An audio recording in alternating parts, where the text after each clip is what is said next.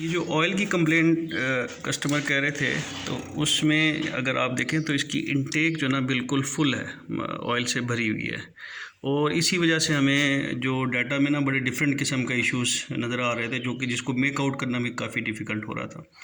तो इसका मतलब ये हुआ, ये ऑयल इनटेक में होना थ्रॉटल बॉडी में और इतना ज़्यादा होना कि जो इसका पीसीवी वाल्व है इस गाड़ी का, वो आइदर पार्शली क्लोज स्टक पे है, स्टक पे क्लोज पे स्टक है या फुली क्लोज पे स्टक है। जब वो क्लोज पे स्टक होगा तो जो फ्रेश एयर क्रैंक केस के अंदर जाएगी उसको वापसी के लिए जगह नहीं मिलेगी, ब्लो बाय को वापसी के लिए जगह नहीं मिलेगी। जैसे ही एक्सेलेटर ड्राइवर ड्राइविंग के दौरान जब डी प्रेस करता है, उसको छोड़ता है, तो वो बैक प्रेशर बन के वापस इधर आता है।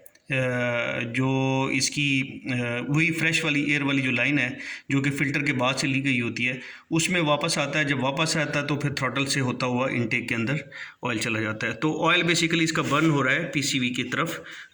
वैक्यूम गेज से हमने देखा था तो हमें अपेरेंटली मैकेनिकल इशू इंजन के अंदर नज़र नहीं आया था।